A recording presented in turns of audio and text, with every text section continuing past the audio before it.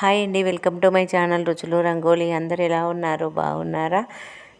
మీరు ఎప్పుడైనా రేగు పండ్లతో రేగు వడలు అయితే తయారు చేసుకున్నారా? తయారు చేసుకుపోతే ఒక్కసారి అయితే ట్రై చేసి చూడండి. రేగు వడలు అంటే మనం ఆయిల్లో కాల్చేవి కాదండి, ఎండలో ఎండనిచ్చేవి. ముందుగా ఒక పడి రేగు వడలను శుభ్రంగా కడిగి పెట్టుకోవాలి. ఇలా కడిగిన తర్వాత మనము మెత్తగా రోట్లో వేసి దంచుకోవాలి. దంచిన తర్వాత మనము వీటిలోకి ఉప్పు, పండుమిరపకాయలు, మన రుచికి తగినంత బెల్లము వేసుకోవచ్చు.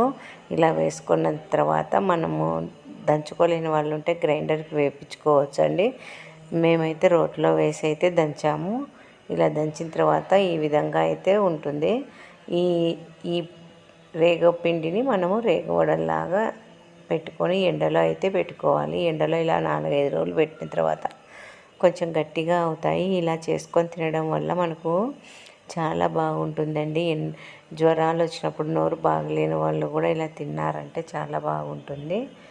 మేమైతే రేగు పండ్ల కాలం ఈ విధంగా అయితే చేసుకొని తింటాం. మీలో ఎంతమంది చేసుకుంటారనేది కామెంట్ పెట్టండి. Thank you for watching.